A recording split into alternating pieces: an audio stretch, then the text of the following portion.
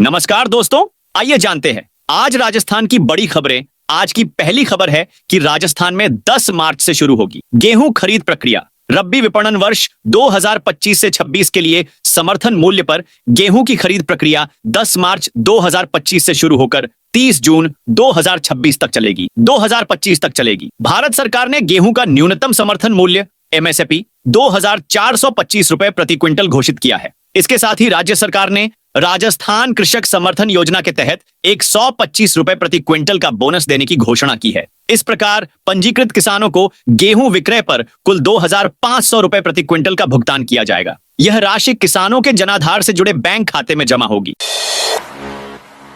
भाजपा ने 5 जिला अध्यक्षों की घोषणा की। भाजपा ने अलवर, भरतपुर और अजमेर जिले के 5 जिला अध्यक्षों की घोषणा की है। जयपुर, उदयपुर समेत आधा दर्जन से ज्यादा जिला अध्यक्षों को लेकर फैसला नहीं हो पाया है। फरवरी के पहले सप्ताह तक शेष मंडल अध्यक्षों के साथ पार्टी आधा दर्जन से ज्यादा जिला अध्यक्षों की ओर घोषणा कर सकती है। अलवर दक्षिण में अशोक गुप्ता, अलवर उत्तर में महासिंह चौधरी, अजमेर शहर में रमेश सोनी और अजमेर देहात में जीतमल प्रजापत और भरतपुर में शिवानी दायमा को जिला अध्यक्ष बनाया है। कीचड़ देखकर मंत्री दिलावर विधायक पर हुए नाराज। पंचायती राज मंत्री मदन दिलावर गांव में कीचड़ देखकर विधायक राम सहाय वर्मा पर नाराज हो गए। उन्होंने कहा, तबादलों के लिए इतनी लंबी लिस्ट दी, लेकिन इसमें विकास अधिकारी का नाम क्यों नहीं दिया? अब आपकी बात कभी नहीं मानूंगा। मंत्री दिलावर शनिवार को टोंक के निवाई में पहाड़ी गांव का दौरा किया। मंत्री दिलावर ने धायक को कहा, आप कभी पहाड़ी पंचायत में आए हैं? यहाँ के हाल तो देखो। विधायक ने इसके लिए ग्राम विकास अधिकारी को जिम्मेदार बताया।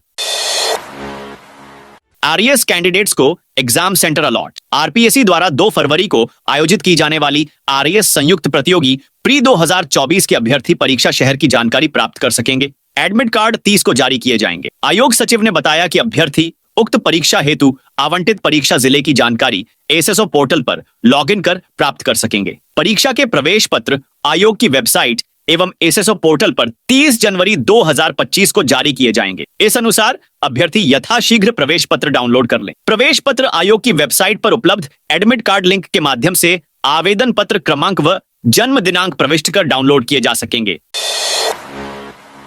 राजस्थान में फिर बढ़ेगी सर्दी। राजस्थान का मौसम एक बार फिर करवटें लेने लगा है। इस बीच ठंडक भी बढ़ती दिखाई दे रही है। राजस्थान में न्यूनतम तापमान सीकर में 3.5 डिग्री दर्ज किया गया, लेकिन हिल स्टेशन माउंट आबू की बात करें तो यहां मैदान से भी कम तापमान दर्ज किया गया। यहां पारा जमाव बिंदु के आसपास रहा, यानी 1.8 डिग्री। वहीं फतेहपुर, करौली, दौसा, नागौर और चुरू में कल न्यूनतम तापमान 5 डिग्री के नीचे रहा था। बीते दिन प्रदेश के कई इलाकों में शीतलहर का अलर्ट जारी किया गया था, लेकिन दिन में धूप खिली रही। इस कारण शीतलहर का खासा असर देखने को नहीं मिला। मौसम विज्ञान केंद्र जयपुर द्वारा कल जारी किए गए डाटा के अनुसार राज्य में उत्तरी हवाओं के चलते आगामी 2-3 दिनों में न्यूनतम और अधिकतम तापमान में 1-2 डिग्री सेल्सियस गिरावट के आसार जताए गए थे। 28-34 जनवरी से राजस्थान पश्चिमी हवा का प्रभाव बढ़ने की संभावना है, जिससे दिन और रात के तापमान में बढ़ोतरी होने लगेगी और लोगों को तेज सर्दी से राहत मिलेगी। उत्तरी हवा फिर से राजस्थान समेत दूसरे मैदानी राज्यों में आने से इन राज्यों में सर्दी बढ़ गई। राजस्थान के सीकर, फतेहपुर, करौली, दौसा, नागौर और चूरू में कल न्यूनतम तापमान 5 डिग्री सेल्सियस से नीचे चला गया। सबसे कम तापमान हिल स्टेशन माउंट आबू में 1.8 डिग्री सेल्सियस दर्ज हुआ। राजस्थान में अपराधियों की संपत्ति होगी जब्त। भरतपुर रेंज में अपराध से अर्जित संपत्ति पर शिकंजा कसते हुए पुलिस ने भारतीय नागरिक सुरक्षा संहिता BNSS 2023 की धारा 107 के तहत संपत्ति अटैचमेंट की कार्रवाई शुरू कर दी है। रेंज आईजी राहुल प्रकाश ने गुरुवार को प्रेस कॉन्फ्रेंस में इस महत्वपूर्ण अभियान की जानकारी देते हुए कहा कि यह कानून पुलिस अधिकारियों को अपराधियों की चल अचल संपत्ति को जब्त करने का अधिकार प्रदान करता है, यदि यह संपत्ति अपराध के जरिए अर्जित की गई हो। सरपंचों को प्रशासक लगाने के आदेश को चुनौती। राजस्थान सरकार की ओर से सरपंचों का कार्यकाल बढ़ाते हुए वर्तमान सरपंचों को राजस्थान में प्रशासक लगाने के आदेश को राजस्थान हाईकोर्ट में चुनौती दी गई है। कठुमर पंचायत समिति के पूर्व सरपंच प्रकाश कांकरोली की ओर से अधिवक्ता RK गौतम व GS गौतम ने हाईकोर्ट में चुनौती देते हुए कहा कि सरपंच को 5 वर्ष का कार्यकाल पूरा होने के बाद प्रशासक लगाकर उसे वित्तीय अधिकार देना कानून के विरुद्ध है। SDM के खिलाफ मामला दर्ज करेगी पुलिस। समरौता प्रकरण में ग्रामीणों की सबसे ज्यादा नाराजगी झेल रहे मालपुरा SDM की मुश्किलें बढ़ती जा रही हैं। उनके समेत अन्य लोगों के खिलाफ मालपुरा कोर्ट ने मुकदमा दर्ज कर जांच करने के आदेश दिए हैं। यह आदेश कोर्ट ने कोर्ट स्टे के बावजूद मालपुरा में किराए पर ले रखी सरकारी दुकान को जेसीबी मशीन से तोड़ने के मामले पर दिया है। कोर्ट आरोपी मालपुरा एसडीएम अमित चौधरी समेत 6 नामजद सरकारी अधिकारियों कर्मचारियों के अलावा अन्य कर्मचारियों के खिलाफ मामला दर्ज कर जांच कर उसकी रिपोर्ट को देने के आदेश पुलिस को दिए हैं। बीएसएनएल की नई पेशकश बांसवाड़ा में भारत संचार निगम लिमिटेड ने सेकेंडरी और हायर सेकेंडरी स्कूल शिक्षा के वंचित लेकिन प्रतिभाशाली विद्यार्थियों को पढ़ाई में मदद के लिए विद्यार्थी मित्रम योजना के अंतर्गत निशुल्क fibre optical cable to home यानी एफटीटीएच ब्रॉडबैंड सेवा देने की पेशकश की है। लाइसेंस और वाहन संबंधित 42 सेवाएं ऑनलाइन लोगों की सहूलियत और कार्य प्रणाली में पारदर्शिता लाने के लिए परिवहन विभाग जनता से जुड़े लाइसेंस और वाहन संबंधी कार्यों को ऑनलाइन कर रहा है। हालांकि इसकी शुरुआत साल भर पहले ही कर दी गई, लेकिन कुछ एक सेवाएं ही ऑनलाइन की गई। अब परिवहन विभाग ने 42 सेवाओं को ऑनलाइन कर दिया है। इसमें अधिकतर लाइसेंस, वाहन रजिस्ट्रेशन और परमिट से संबंधित सेवाएं हैं। सेवाओं के ऑनलाइन होने के बाद लोग घर बैठे ही अपने काम के लिए आवेदन कर सकेंगे।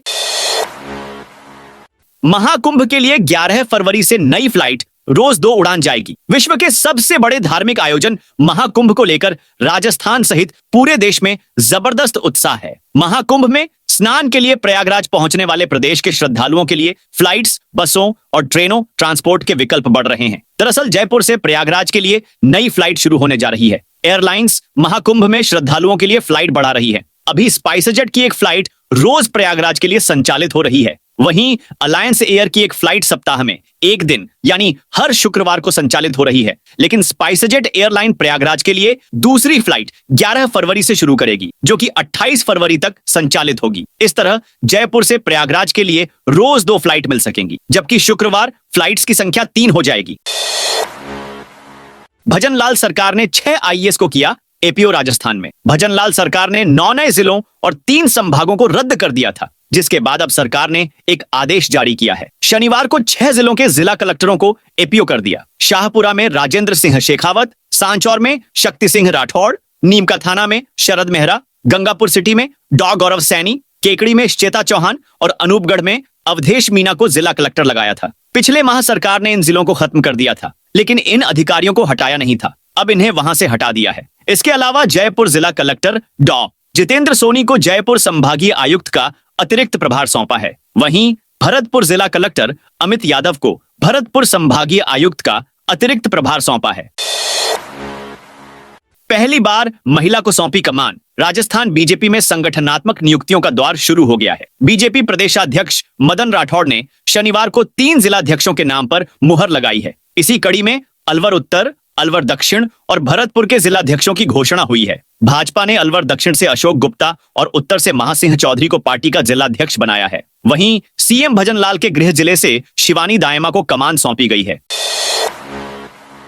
शिक्षा विभाग के अफसरों के लिए बड़ा आदेश। राजस्थान में पंचायती राज एवं शिक्षा विभाग में अब अधिकारियों को क्षेत्र में नियमित निरीक्षण एवं रात्रि विश्राम करना अनिवार्य कर दिया गया है। पंचायती राज एवं शिक्षा मंत्री मदन दिलावर ने पंचायती राज विभाग के सहायक अभियंता, सहायक विकास अधिकारी एवं इसके ऊपर के अधिकारियों को अपने अधिकार क्षेत्र की पंचायतों में नियमित दौरे, निरीक्षण एवं रात्रि विश्राम अनिवार्य रूप से करने के निर्देश जारी किए हैं।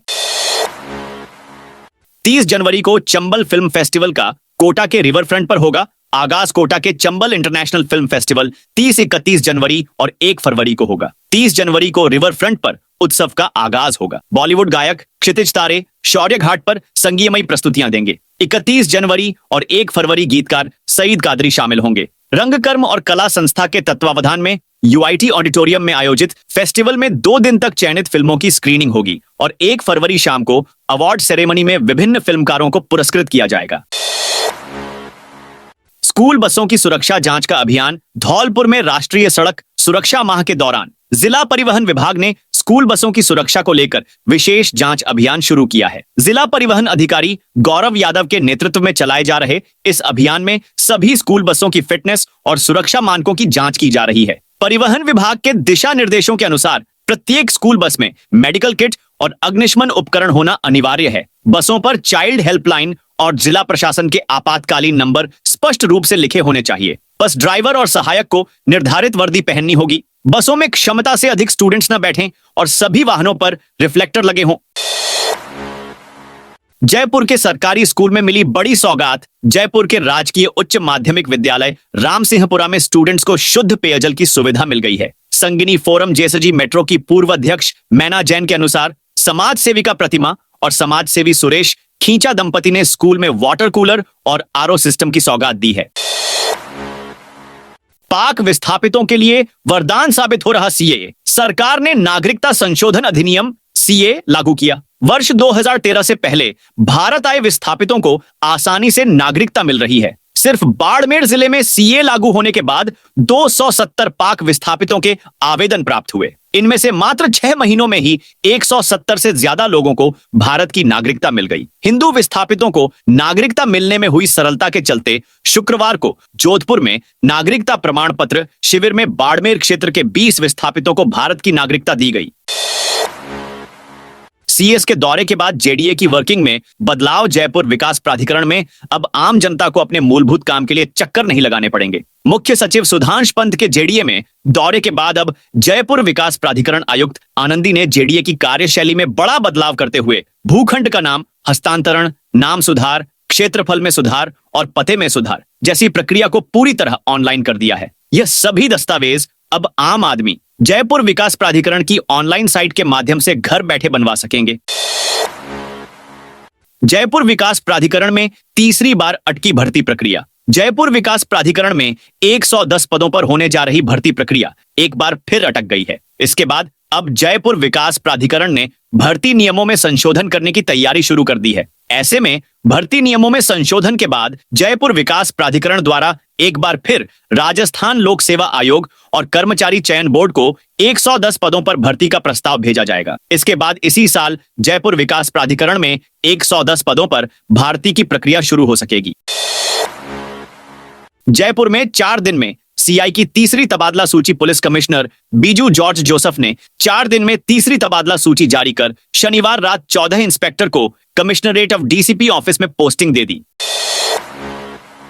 किसानों को ई-नाम योजना का बड़ा तोहफा। बाराम में कृषि विपणन विभाग द्वारा किसानों के लिए चलाई जा रही कृषक उपहार योजना 2020 से 21 के तहत ई-नाम परियोजना में भाग लेने वाले किसानों को पुरस्कार वितरित किए गए। मंडी समिति कार्यालय में आयोजित लॉटरी कार्यक्रम में कुल 6 किसानों को 1 लाख रुपए के पुरस्कार दिए गए। गेट पास की विक्रय पर्चियों पर जारी कूपनों में तिसाया गांव के राकेश को 25,000 रुपए का प्रथम पुरस्कार, बमोरी के ओम प्रकाश गुर्जर को 15,000 रुपए का द्वितीय पुरस्कार और झोपड़ियां गांव के पत्थर सिंह को 10,000 रुपए का तृतीय पुरस्कार मिला।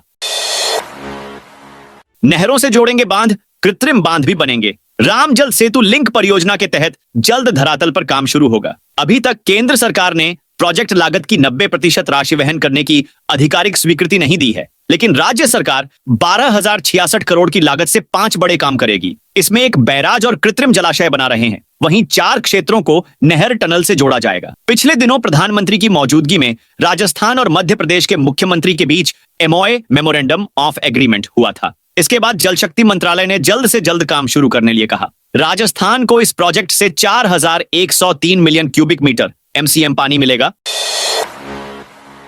जेडीए ने लिया बड़ा फैसला। जयपुर विकास प्राधिकरण ने ऑनलाइन सेवाओं में विस्तार किया है। अब नाम हस्तांतरण पत्र और लीज मुक्ति प्रमाण पत्र लेने के लिए लोगों को जेडीए मुख्यालय आने की जरूरत नहीं पड़ेगी। जेडीसी आनंदी बताया कि प्रक्रिया को सरल और पारदर्शी बनाने के लिए जेडीए ने यह नवाचार किया है। डिजिटल हस्ताक्षर के माध्यम से नाम हस्तांतरण पत्र और एकमुश्त लीज मुक्ति प्रमाण पत्र जारी किए जा सकेंगे। यह सुविधा जेडीए ने शुरू कर दी है। दोनों ही प्रमाण पत्र पर डिजिटल हस्ताक्षर होंगे। जेडीसी ने बताया कि इन सुविधाओं के साथ साथ साइट प्लान में सुधार, क्षेत्रफल में सुधार, पते में सुधार जैसी सेवाओं को भी ऑनलाइन शुरू किया गया है। कोटा में बनी दुनिया की सबसे बड़ी घंटी Kota heritage Chambal river front पर ढाली गई। दुनिया की सबसे बड़ी घंटी का सांचा खोलना कोटा विकास प्राधिकरण और संवेदक के लिए जी का जंजाल बन गया है। घंटी ढलाई के बाद इसे खोलते समय हादसे में घंटी बनाने वाले धातु विशेषज्ञ की मौत के बाद इसे खोलने का फॉर्मूला नहीं होने से ढलाई के 1.5 वर्ष से अधिक का समय गुजरने के बाद भी संवेदक इसे खोलने में सफल नहीं हो पा रहा है। गोविंद सिंह डोटासरा का बड़ा हमला।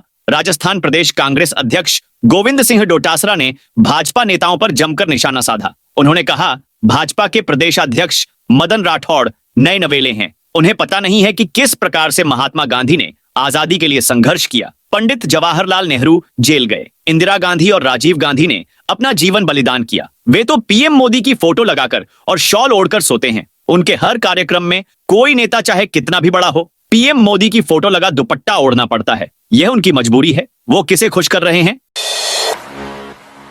एक क्लिक पर छात्रों और शिक्षकों की जानकारी मिलेगी। राजस्थान विश्वविद्यालय के संघटक महाराजा, महारानी, कॉमर्स, राजस्थान और विधि कॉलेजों के छात्रों और शिक्षकों की जानकारी ई समर्थ पोर्टल पर एक क्लिक से मिल सकेगी। साथ ही सारे विभाग भी शामिल है। यूजी पीजी में ऑनलाइन प्रवेश से लेकर परीक्षा फॉर्म, अंक तालिका और प्रमाण पत्र के लिए इधर उधर चक्कर नहीं काटना पड़ेगा। पोर्टल पर से प्रशासन को समय पर न केवल डेटा अपलोड करने बल्कि किसी भी तरह की भर्ती करना भी आसान हो जाएगा। तो दोस्तों, यह थी आज राजस्थान की बड़ी खबरें। आप इस वीडियो को अभी कौन से जिले से देख रहे हैं? उस जिले का नाम बताइए।